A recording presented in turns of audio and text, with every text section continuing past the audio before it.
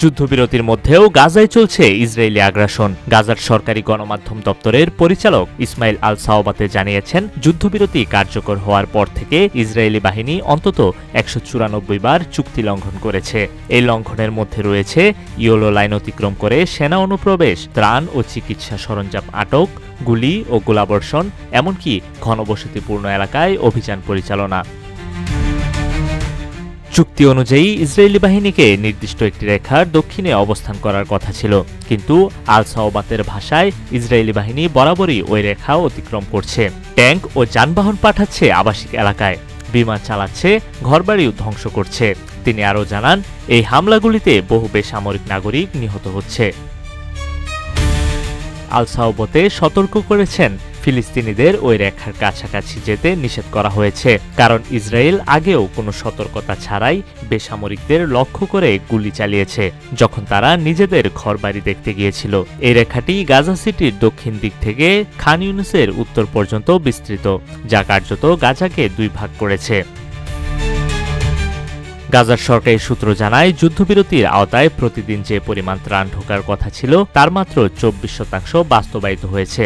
October 10 থেকে মাসের শেষ পর্যন্ত 13,200 ট্রাক ঢোকার কথা থাকলেও মাত্র 3,203টি ট্রাক প্রবেশ করতে পেরেছে। ইসরায়েল এখনও রাফার সীমান্ত খুলে দেয়নি, যার ফলে রোগীদের বিদেশে সুচিকিৎসার সুযোগ বন্ধ হয়ে আছে।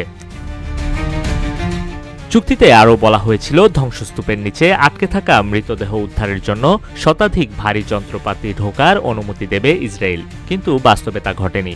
বরং শুধুমাত্র ইসরায়েলি বন্দীদের মৃতদেহ উদ্ধারে কিছু যন্ত্র ঢুকতে দেওয়া হয়েছে। প্রায় 9,500 ফিলিস্তিনি এখনও নিখোঁজ রয়েছে গাজায়।